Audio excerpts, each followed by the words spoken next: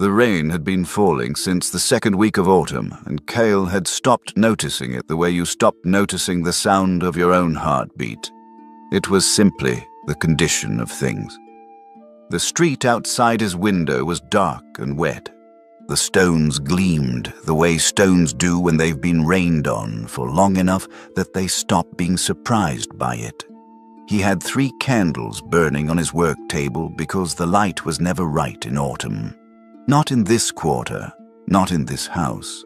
And he had learned that if he worked with insufficient light, he made mistakes, and he could not afford to make mistakes. The medical bag sat at the corner of the table. It always sat at the corner of the table. It had a monogram pressed into the leather near the clasp.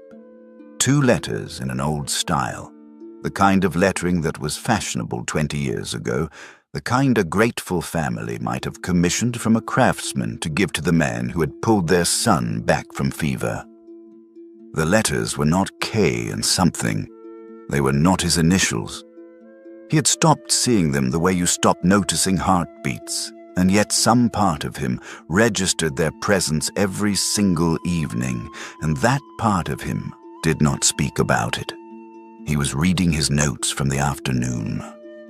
A woman in the lower district with a cough that had lasted 6 weeks, and which he was fairly certain was from the mill dust, and fairly uncertain he could do anything about, unless she left the mill, which she would not, because she had 4 children and the mill paid.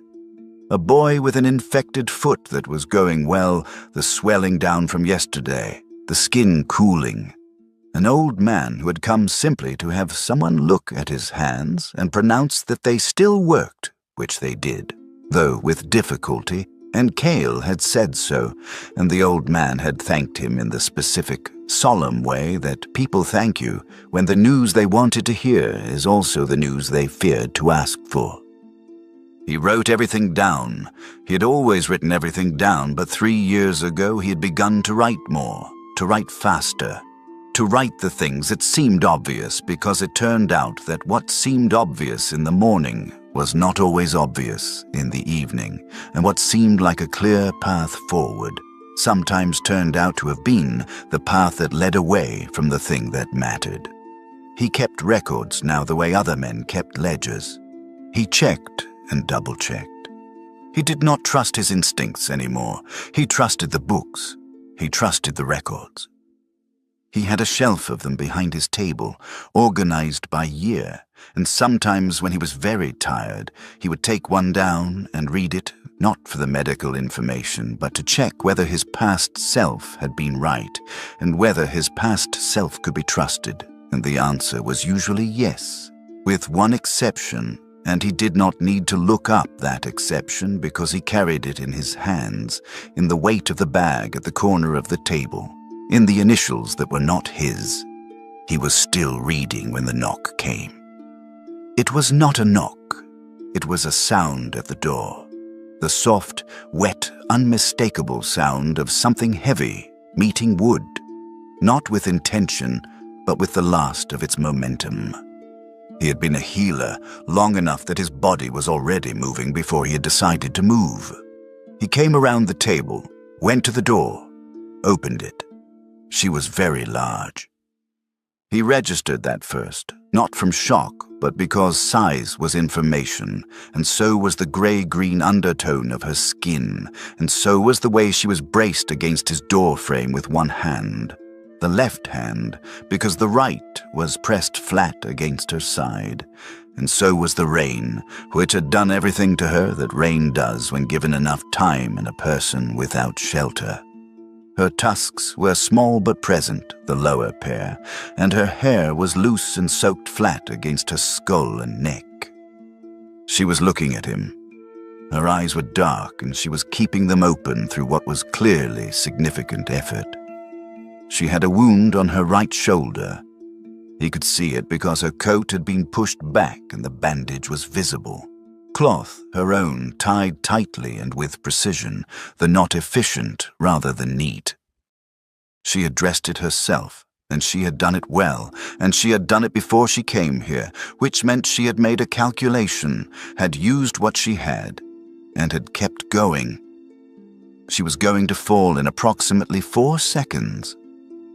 He stepped back and to the side and said nothing, and she came through the door, and he caught her.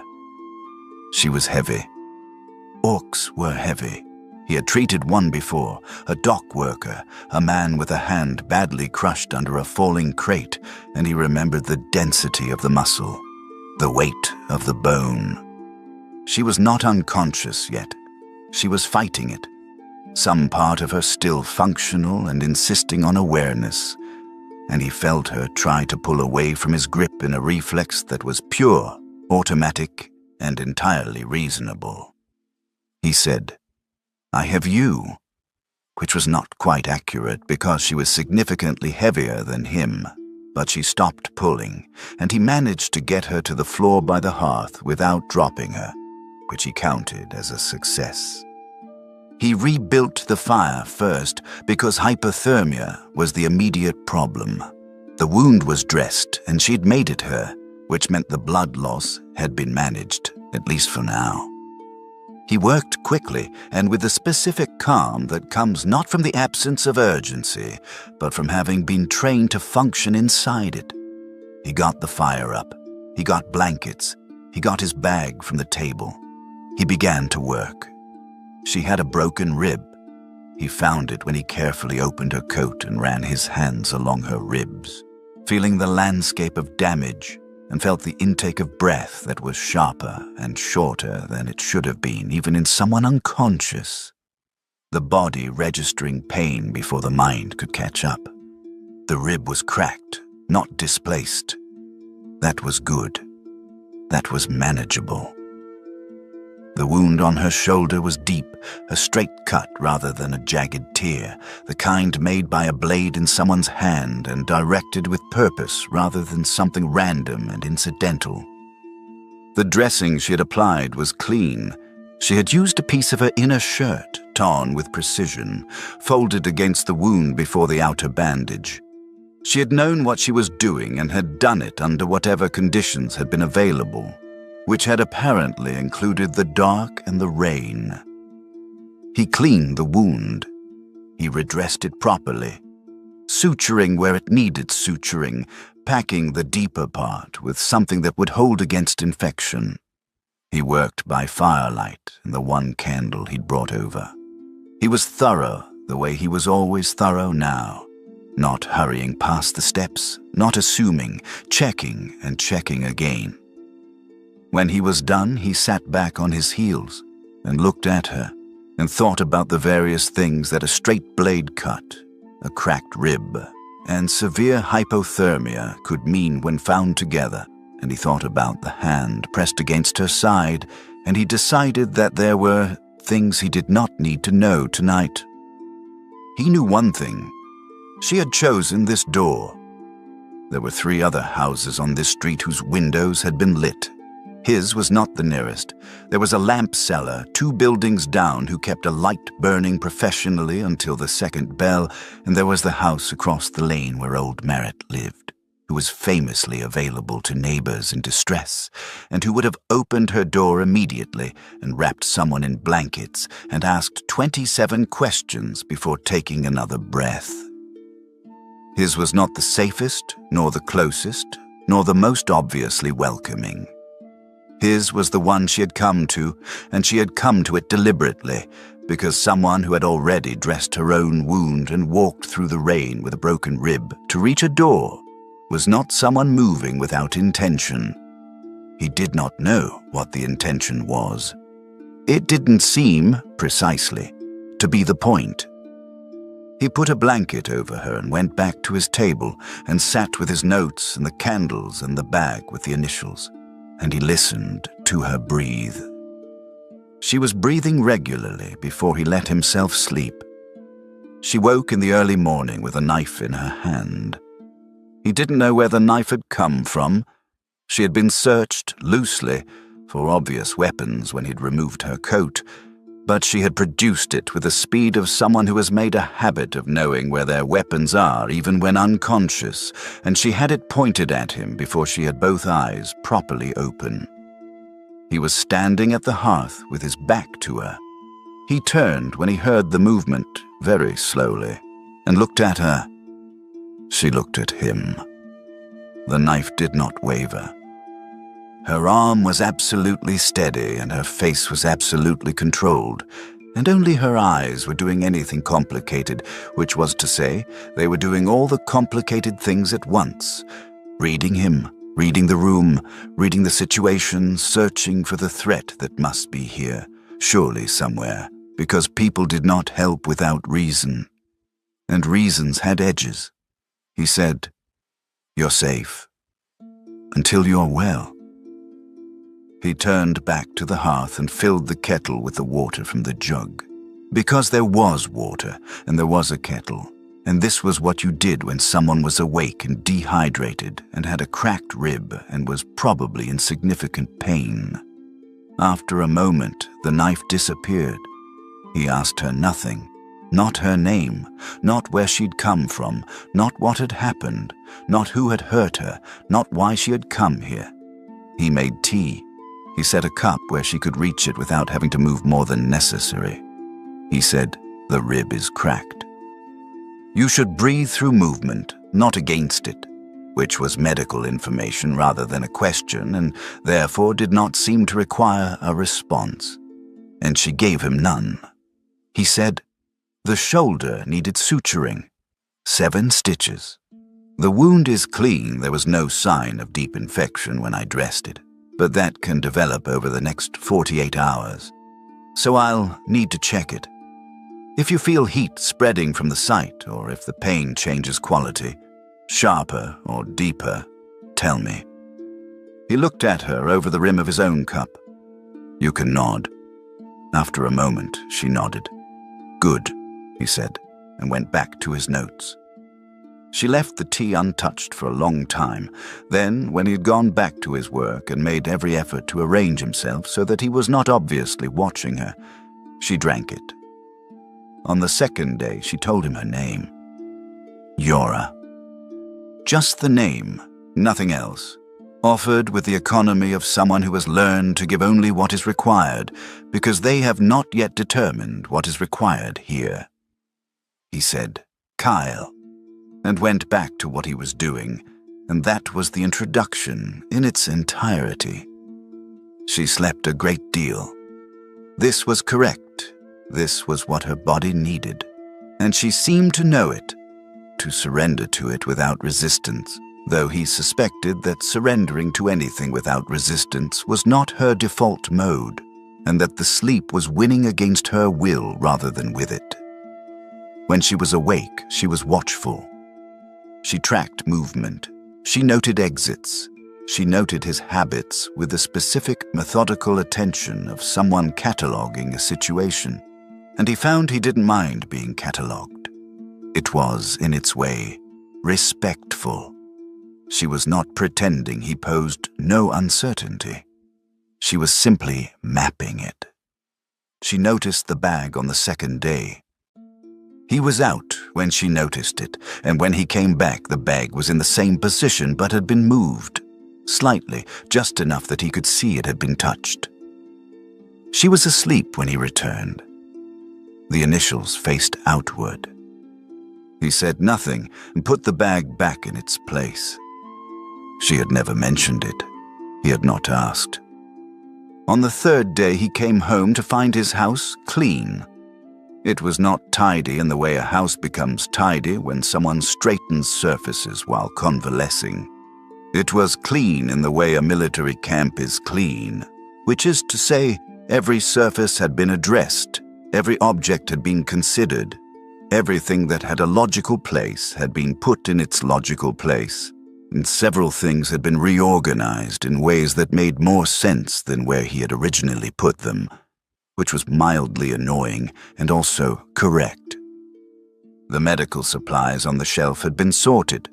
He stood in front of them for a full minute trying to work out the organizing principle, and concluded it was frequency of use, which was not how he'd organized them, but was the more defensible system. The window had been opened at some point and reclosed. The room smelled different, cleaner, the particular quality of air that has been briefly outdoors and then returned. The floor was clean. The hearth had been swept. She was standing near the table when he came in. She had her arms at her sides and her jaw set, and she was watching him look at the room. Waiting for the assessment, he thought. Ready for any number of responses. He looked at the room. He looked at her. He looked at the table, where there was a small leather bag he did not recognize, clean and simple, that she had found in the chest by the wall where he stored things he meant to deal with and rarely did. He said, "You found my spare bag." She watched him. Something shifted very slightly around her eyes, though it would have been hard to name what shifted.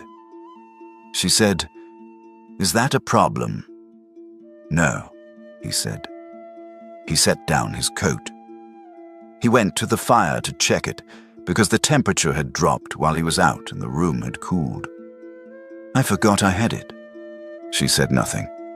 He built up the fire. He looked at the sorted shelves again, at the logic of them. He said, "The frequency system makes more sense." "There was no system," she said.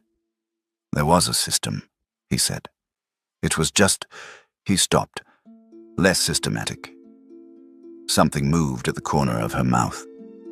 Not quite a smile. The beginning of the consideration of one.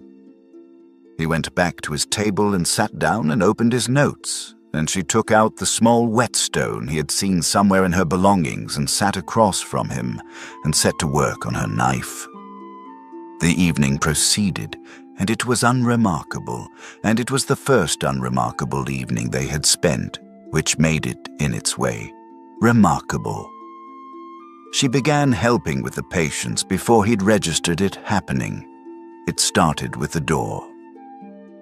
On the fourth day, when someone knocked mid-morning while he was in the back room, she opened it.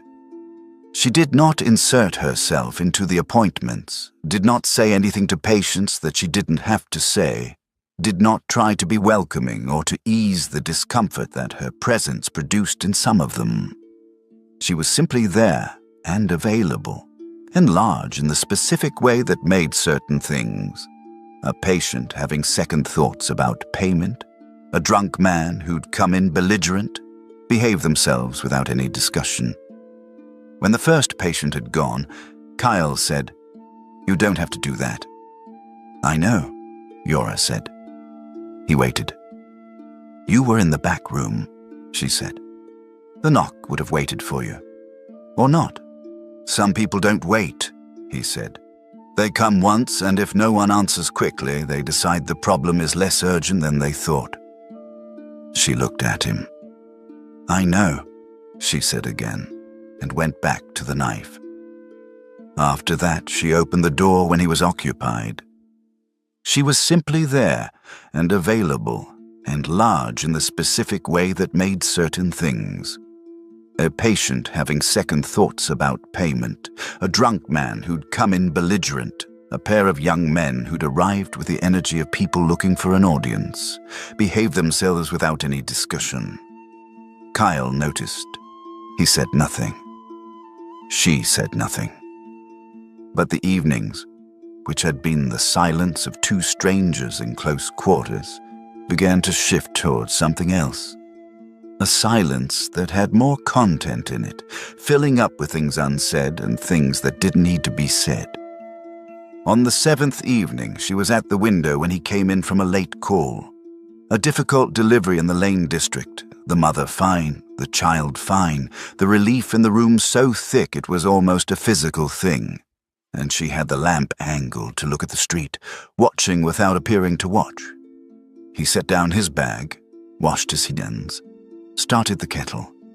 She said, without turning, "Two men walked past twice this evening."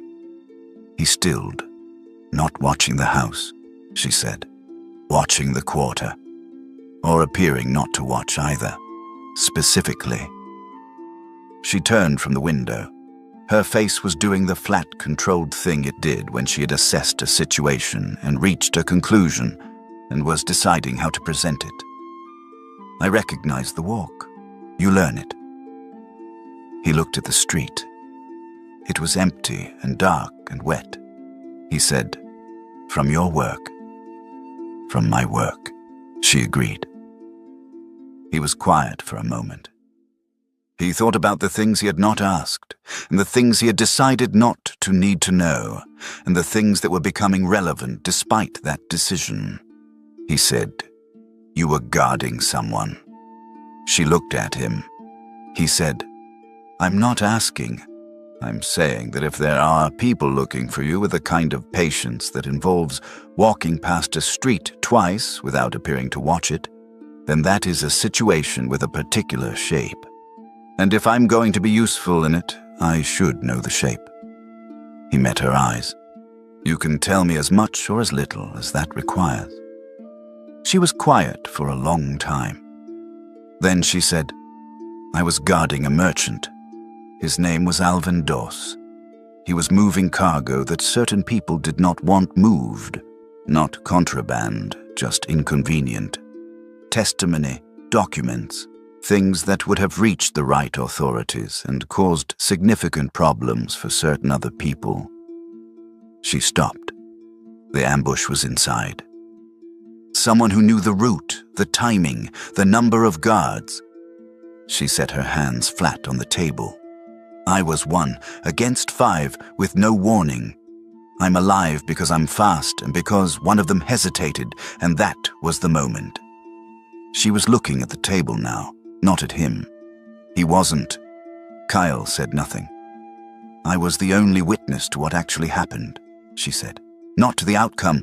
The outcome was visible, in the lane, in public. But to the before. Who was where? What was said?" She looked up. "That makes me inconvenient." "How long have they been looking?" "Since the day after." She said it without inflection. "I had a head start." He thought about the timeline, the wound, the rib, the distance she must have covered before reaching this quarter. He thought about the hand pressed flat against her side. He thought about the door. He said, "I know a magistrate, not the kind involved in the kind of thing you're describing. The kind who has a professional interest in people who misuse City Watch paperwork." He looked at her. "When you're ready." She looked at him for a moment. "Why do you know a magistrate?" "She was a patient," he said. "Some years ago, a significant illness, not interesting in its details. She recovered. She's the kind of person who remembers." He picked up the kettle. "Tea?" She looked at him for another moment. Then she said, "Yes." The night conversation happened on an evening toward the end of the 3rd week.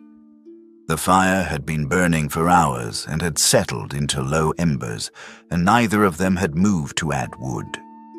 He had been writing and had stopped writing and had been sitting with the pen in his hand for a while, not looking at anything in particular. She had finished with the cord and was doing nothing, just sitting, which was unusual for her. Sitting without a task was not a thing she did easily or often, and the quality of the silence had shifted from companionable to something with more weight in it. He said, "Not planning to?" His name was Torrin, the patient. He looked at the bag. He was 22. He'd had a fever in the summer, a serious one, and I had treated him and he had improved. He'd been improving for 11 days. He came in on a Tuesday, and he looked well, and I checked him thoroughly, and he was improving by every measure I had. He stopped. He said the next part the way you say something that you have said to yourself so many times. It has lost its weight through repetition while simultaneously gaining it through accumulation. I made a decision that morning, a reasonable decision. He was improving. The treatment was working. I was following the protocol, the books, the standard course. And I missed something. He was quiet. There is a shift that happens sometimes in a particular type of fever. A false improvement before a final decline. It's in the texts. I knew it. I had read it.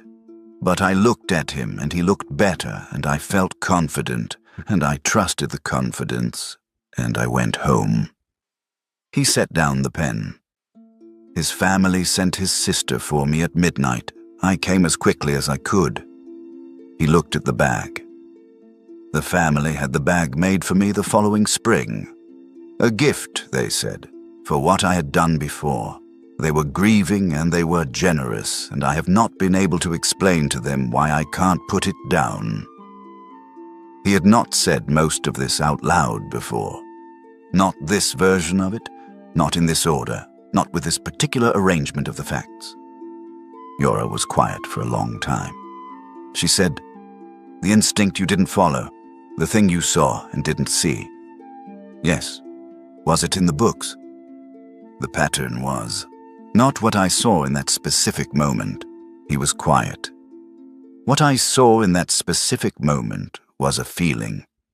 That the improvement was too quick. That something was moving too fast for the progression I'd mapped. He looked at his hands. I noted it in the records. I wrote, "Pace of improvement slightly faster than expected. Monitor." And then I went home. She was looking at the bag. Her hands were still on the table. She said, "I had a feeling at the inn, 3 days before the ambush." He looked up. "Something wrong," she said.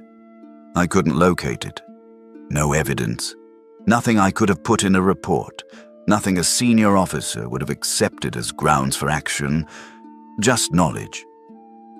She said the word with the particular precision of someone who has thought about the distinction for a very long time.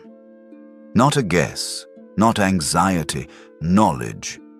I'd had it before, in other situations, and I'd learned to trust it, and I'd learned to trust it by acting on it when it had no support except itself. She was quiet. That time I had grounds. That time I had protocol behind me. I had rules for situations like that one, and I had the books, you might say, and I followed them. And I told myself that the feeling was a feeling and that I was tired and that I would be more rigorous in the morning. She looked at him. He was alive in the morning. The fire crackled once, low and quiet. He was alive in the morning, she said again, for 3 more days. And then he wasn't. The room was very still. The rain outside maintained its long, patient conversation with the street. Kyle looked at his hands and thought about the shape of what she had said. The symmetry of it, the way it mapped against his own shape so exactly that it should have felt designed, except that it didn't feel designed. It felt like the thing that happens when 2 specific experiences are placed in the same light and turn out to be the same object seen from different angles. He said, "The books. The rules," she said. "Both correct," he said. "Both insufficient, in that moment." "Yes," she said. He thought about the patient, about Torren, who had been 22 and grateful, and then he thought about a man named Alvin Doss, whom he didn't know and would never know, and he thought about the weight of what you carry when the thing you carry is knowledge of the specific moment in which you chose the protocol over the thing underneath the protocol that you had learned to distrust. Yora reached out. She put her hand on the bag. Just her palm, flat for a moment, heavy and still, and then took it away. She said nothing. He said nothing, but something had been said, in the specific way that things get said without words, when 2 people are sitting in the same dark knowledge and decide not to look away from it. He added wood to the fire. She watched it catch. The room warmed by 1 small degree. After a moment she said, "Drevna." He looked at her. "In the old language," she said. "A threshold, but as a choice. When someone crosses it in need, they make a choice of trust. They put themselves in the hands of what's on the other side. The one who opens accepts it. Between them there becomes..." She stopped. "There's no word for it in your language." He said, "Drevna." He said it badly. She looked at him. Approximately, she said. Marit came on a Tuesday. She lived 2 doors down and had opinions about most things in the street, and sufficient charm to make her opinions feel like affection. She brought food when people were ill and circulated information with the dedication of someone who believed that knowing and being known were both civic duties. She came with a pot of something hot and a look of determined friendliness that became briefly complicated when the door opened and Yora was on the other side of it. Marit managed. She recovered. She was, to her credit, not unkind. She didn't say anything cruel. She didn't step back. She did not perform the loud, ostentatious acceptance that is its own kind of offense. She just had a moment, a visible moment in which she processed the discrepancy between what she had expected and what she had found. And the processing showed in the small, muscular realignments around her eyes and mouth. And Yora stood in the doorway and was very still and very quiet in the way she became still and quiet when the processing of other people was happening in front of her. Yora had very good control of her face. The problem was the control itself. It was so complete, so absolute, that it was its own kind of expression. The stillness that said, "I have seen this before. I know exactly what this is. I'm waiting for whichever version of it this turns out to be." Kyle came forward and thanked Marit for the pot and said his patient was recovering well. Yes, the rain this year was really something, and he hoped Marit was keeping warm. He thanked her again, and gently, with a kind of warmth that leaves no room for offense, took the pot and closed the door. He set the pot on the fire. He did not look at Yora. She did not say anything. He ladled soup into 2 bowls and they sat and ate. She said, "She'll talk." "Yes," he said. "Does that matter?" He thought about it. "Not in the ways that have immediate consequences," he said. "Marit isn't. She's not the kind of person who acts. She's the kind of person who tells. And then other people think about whether to act, and most of them decide it's not worth the bother, and a small number decide to come here and tell me I'm making a mistake." He paused. "The latter group is manageable." She looked at her soup. "In this city, the law. Formally equal," he said. "Practically, it depends on who has the paperwork and who knows the relevant statute." He looked at her. "I know the relevant statute." She looked at him for a moment. "You said that before."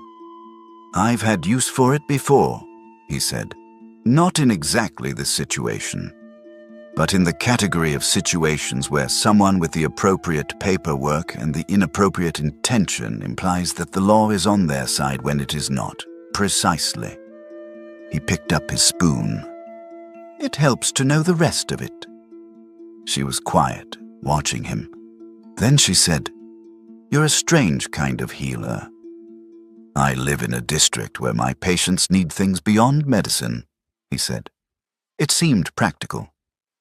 Something settled in her expression, not softening exactly, more like an adjustment. They finished the soup. He bought tea. The evening resumed its shape. They came 12 days after Yora had arrived at his door. It was late afternoon, the grey flat light of autumn mid-afternoon, which committed to nothing and illuminated everything with equal indifference. Kyle heard the knock, 2 knocks, measured, authoritative, and he looked at Yora, who had already moved, fluidly and without haste, toward the back room. She looked at him from the doorway. He shook his head slightly. She went in and closed the door and was quiet. He opened the front door. 2 men. One had the clothes of an administrator and a leather document case under his arm, and the specific posture of someone who has been given authority recently enough that they haven't yet forgotten to display it. The other had the posture of someone hired to have a posture, Not military, not city watch, something in between, the kind of professional presence that communicates capacity without specifying its nature. The one with the document case spoke. He said his name was Carlin, that he was an associate of the City Watch's Office of Civil Inquiry, and that he was conducting a routine inquiry into certain events connected to the death of a merchant named Alvin Dose.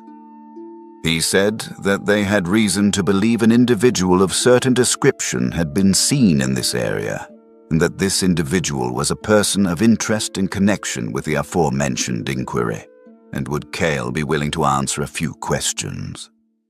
Kyle said, "May I see your authorization?" Carlin's companion shifted slightly. Carlin's expression did not change. He opened the document case and produced a paper, folded, which he unfolded and held out.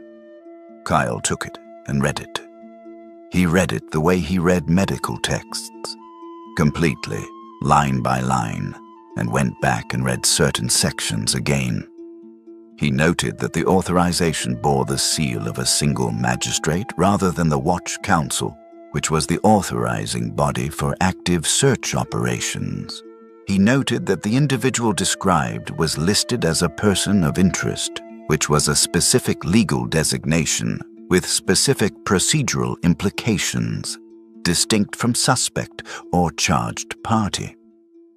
He noted that the paper authorized inquiry, which was also a specific word, and did not authorize search, detention, or compelled relocation. He refolded the paper and handed it back. He said, "My patient is currently recovering from injuries under my active medical supervision. Under the 3rd Statute of Healer's Protection, which has been standing law in this city for 4 decades, a patient under active treatment cannot be compelled to change location, appear for inquiry, or be removed from a treating physician's care without that physician's written authorization, in cases where relocation would cause material harm to the patient's recovery. She has a cracked rib and a significant soft tissue wound that required suturing. Both are in active healing. Relocation would cause material harm." He said all of this in the same tone he used to describe treatment options to patients. Flat, informational, present tense. Furthermore, a person of interest designation does not carry compelled appearance requirements. If you're filing a formal charge, the procedure changes. Do you have a charge prepared? Carlin looked at him. If you have a formal charge prepared, I'd want to see the full council authorization that accompanies it, Kyle continued. A single magistrate's seal is sufficient for inquiry in public spaces. For entering a private dwelling for purposes of detaining an individual, you need the council's majority. That's the 4th statute, paragraph 9. He looked at the document case. I'm happy to wait while you check. The companion's posture had shifted in a way that was hard to name precisely. It had become slightly less confident, the held readiness of someone prepared to act, having encountered an obstacle that was not the type of obstacle they had prepared for. Carlin tried 2 more approaches. The first was civic duty. Did Kyle understand the seriousness of the inquiry? Did he appreciate the importance of cooperating with city authorities in matters of significant public concern? Cale said he understood, and that he was cooperating fully within the scope that the law allowed, and that anything further would require the documentation he had described.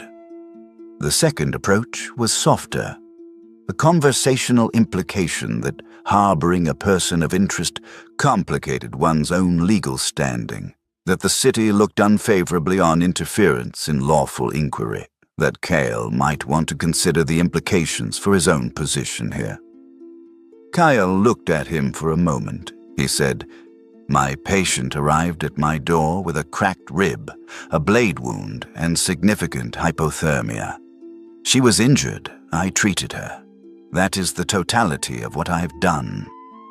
He said it without heat, without the defensive acceleration that might have given Carlen something to work with. If the city has a position on healers treating injured people who knock on their door, I would be grateful if you'd put it in writing because I would like to keep a copy. He paused. Was there anything else? They went. He stood in the doorway until they had turned the corner, then came back in and closed the door. He stood with his hand on it for a moment. The particular thing about holding a position under sustained pressure, the specific thing that doesn't show while you're doing it, is that the body registers it afterward. He was aware of it in his hands, in the particular way his hands were doing the thing they did when the tension that had been holding them steady released. Not shaking, exactly. The beginning of the reminder that the tension had been there. He heard the back room door. She came out. She had the knife in her hand still. She had been standing behind the door with it the whole time, he understood, available, ready. She had heard every word of it. She had chosen to stay behind the door and let him, had given him the room, had given him the moment to handle it his way. He hadn't known she was doing that while it was happening, and knowing it now, he felt the weight of the choice. She stood at the edge of the back room doorway and looked at him standing at the front door. He was looking at the floor, steadying himself, adding up what had been said and what had been left open. He did not see her looking at his hands. She saw. She stood still and said nothing for a long moment. Then she said, "The third statute, fourth statute, paragraph 9. I have a good memory for text," he said. "You were waiting for them to come." He looked up. "Not waiting," he said. "Prepared. There's a difference." He moved away from the door, came back to the table. They'll come back with better paperwork if they can get it. What they didn't expect was specific legal information from a healer in the lower quarter. He sat down. "That gives us time." "Not indefinite time." She looked at him. Something was happening in her face that was not the controlled blankness and was not quite anything else she would have named. She said, "Why?" He looked at her. "Because you came to my door," he said simply. "And I let you in." She was quiet. "The magistrate I mentioned," he said. "I'm going to send her a note tonight. Her name is Vera Cassin, and she has a specific and long-standing professional grievance against people who use civil inquiry paperwork as a substitute for actual legal process. She will find your situation interesting." He picked up his pen. "And your testimony, when you give it, will go to her office rather than to anyone associated with whoever authorized that document." She sat down, slowly, carefully in the way she sat when the rib reminded her it was present. She set the knife on the table. She said, "You've done this before." "Not this precisely," he said. "Similar shapes." She looked at the bag, at his hands, which had steadied. He was looking at the paper in front of him, the note he was beginning to draft, and he didn't see her look at his hands, and she looked for a moment and then looked away. "I should have gone to the authorities myself," she said, "before it came to this." "You had a cracked rib and hypothermia," he said. "You came to my door." Sequencing. He wrote the first line of the note. "And you didn't know when you arrived that the people looking for you would move this quickly. Who authorized the ambush is someone with real city connections, which is also useful information for Magistrate Cassin." She was quiet for a long time. She said, "You're the strangest healer I've encountered." He looked up. She was looking at him with the expression she had when she was saying the true thing and not adding anything to it, and he looked back and said nothing, because nothing was what was needed, and after a moment they both looked away, and he went back to the note, and she sat with her hands around a cup, and outside the rain did what it had been doing for weeks. She left before dawn, 9 days later. He heard her before she was gone. He was a light sleeper, had been since the early days of practice, when being reachable at night was part of the work, and he lay still and listened to the sounds of someone moving with care in a house they did not want to disturb. Her steps were quiet, but not silent. The familiar sounds of the house, the particular creak of the third board from the table, the specific soft sound of the water jug being moved, told him what she was doing and where she was. He heard her stand still for a moment in the main room, and he thought she was looking at the table, and he thought she was looking at the bag. Then the door opened, and the brief sound of the rain came in, and the door closed. He lay still. He got up. He made tea. He went to the table and opened his notes and then did not read them. The carved symbol was beside the bag.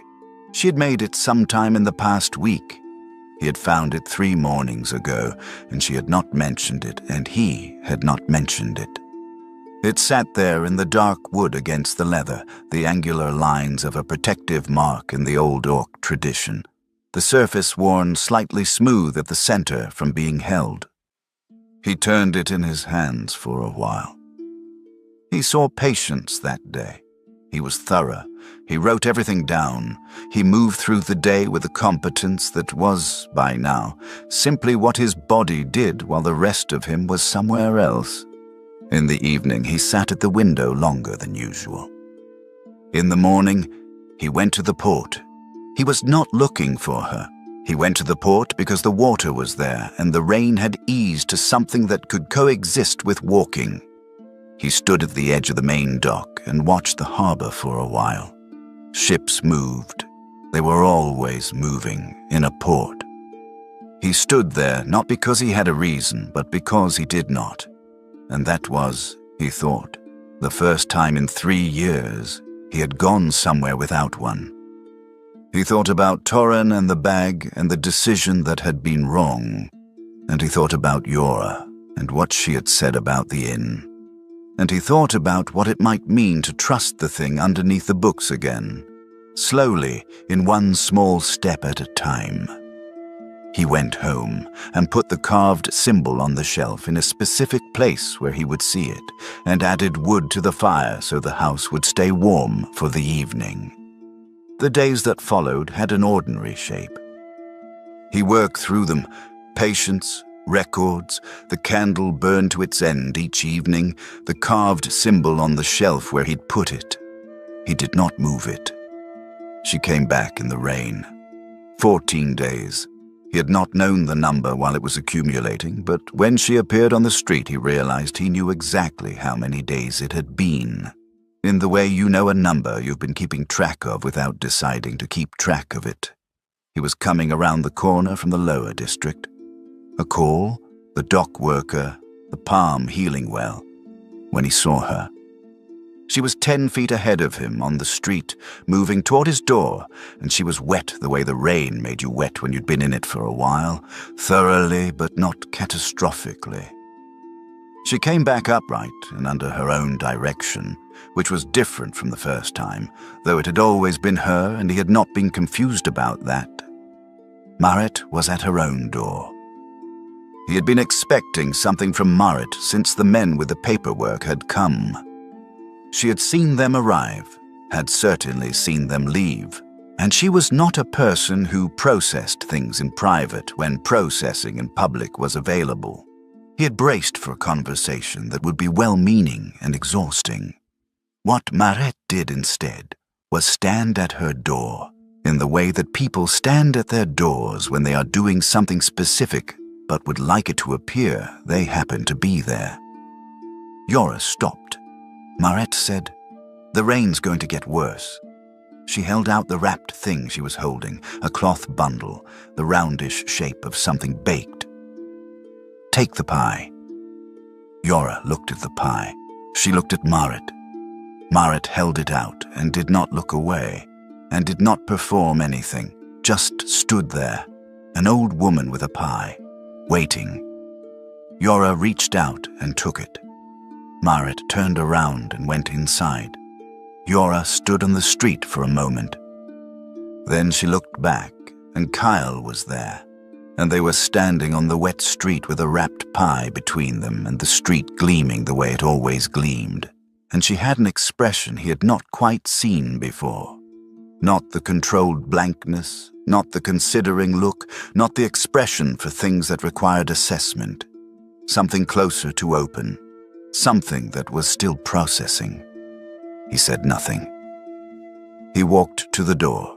He opened it. She came in. He went to put the kettle on. He did not ask about the testimony.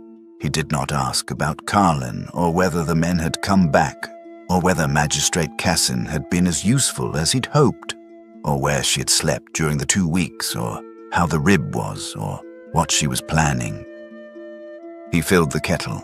He set it on the fire.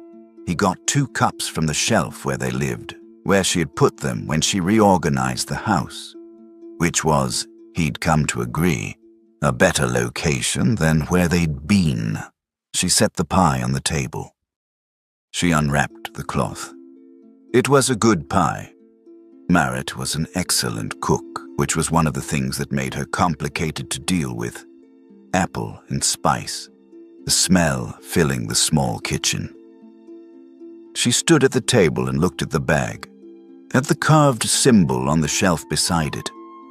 She looked at it for a moment longer than looking usually takes. Then she sat down. He brought the tea and sat across from her, and they were in their places the way they had been in their places for 3 weeks, and the fire was what it always was, and the rain was what it always said, and outside the window the street went on being dark and wet and patient. She wrapped her hands around the cup. She said, Cassin was... She stopped. She was what you said she would be. Efficient, he said. Extremely. And the charge? Withdrawn, she said. Formally. The men who filed it, the merchant who hired them, are now the subject of a different inquiry.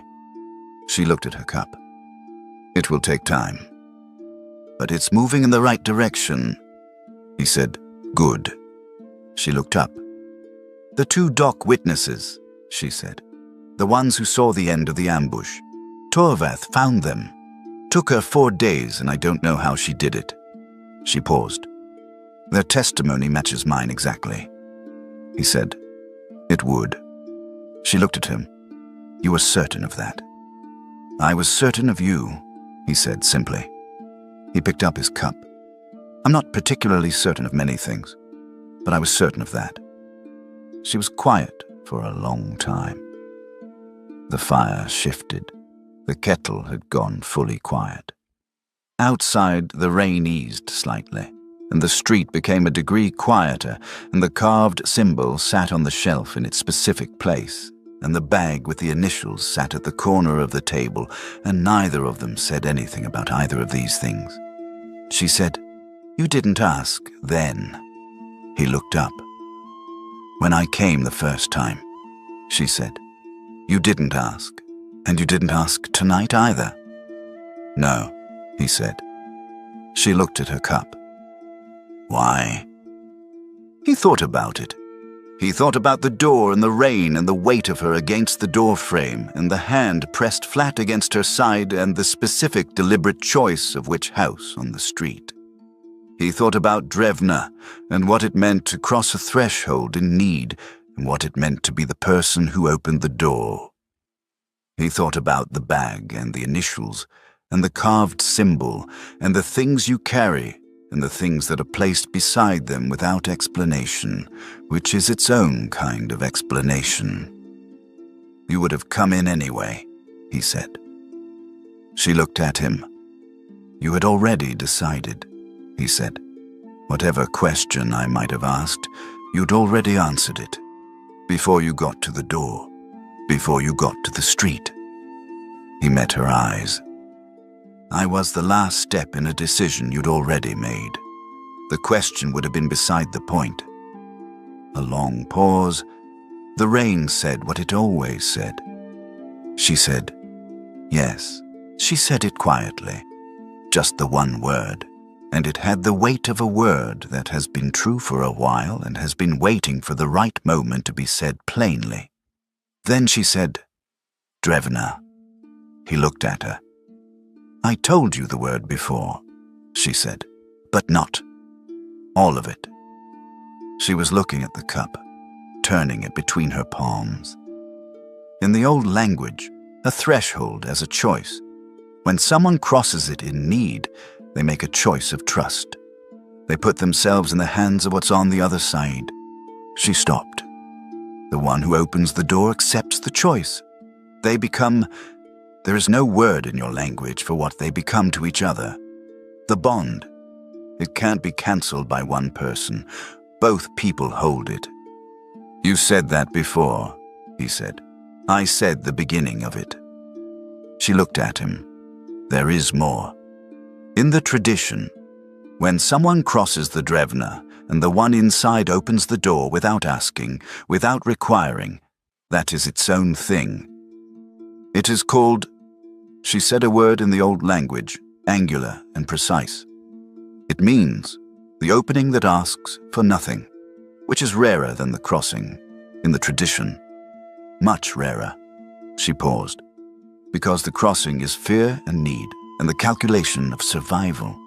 Anyone can do that. She looked at the door. The opening that asks nothing. That is a choice with no survival in it. It is purely itself. He thought about this. He thought about the door and the dark and the rain and the step back and to the side and what it had been in that moment. Not courage, not generosity, not calculation, just the body already moving because the body knew, and the door already open because of course it was open, of course it was. What else would a door do? He said, "Drevna." He said it badly, as he had before. She almost smiled. It was the nearest she'd come to smiling since she'd been back. A brief movement in the corner of her mouth, held just barely. She said, "Approximately." "What does it mean?" he said, "when you say it now?" She looked at the bag. She looked at him. She said, "It means that I know why I chose your door, and now you know that I know, and now you know the rest." She was quiet, which is that I knew when I turned left in the alley, more than just where the healer's house was. I knew. She stopped. She started again. I knew what kind of person opens a door without asking. I'd heard it from the people in this district when I asked about you. They didn't say that. They said other things. But I heard it. She looked at him steadily. And I turned left. He held that for a moment. He held the whole weight of it. The alley, the rain, the cracked rib, the direction chosen before she fell, the door that was open because of course it was open. He said, "I was the last step."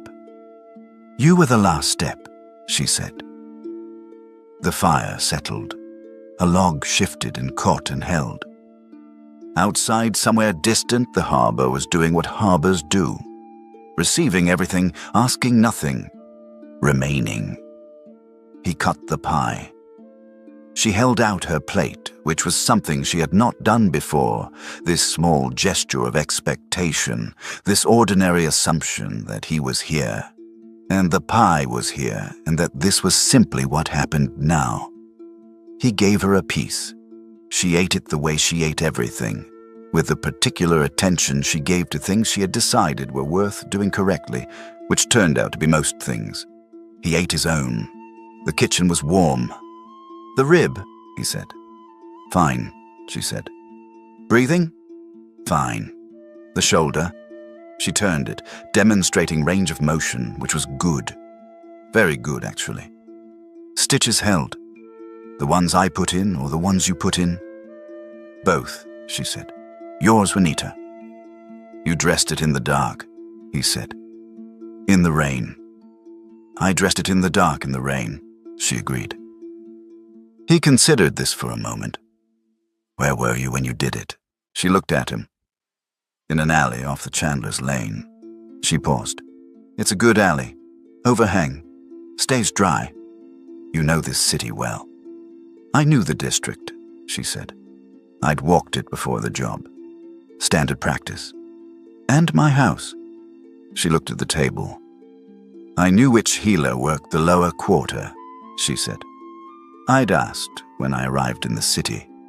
In my work, you find out where the healers are, where the ones without obvious official connections are. She paused. There are healers who treat everyone, and there are healers who treat people with the right papers. I'd heard you were the first kind. He was quiet. I wasn't planning to need you, she said. I was planning not to need anyone. She looked at him. When I was in the alley, when I dealt with what I could deal with, I had to make a decision. Distance I could still cover. Direction. She stopped. I turned left, which was toward your street. He thought about her in the alley in the dark, with a cracked rib and a blade wound and the rain coming down. And turning left, not because left was the nearest door, but because left was the direction that had been chosen before the alley, before the ambush, before any of this. Chosen in the ordinary way of people who find out where the healers are, who know without deciding to know. The silence came back. It was warm now, warmer than it had been in weeks. The specific warmth of a silence that has been through something and come out the other side still intact.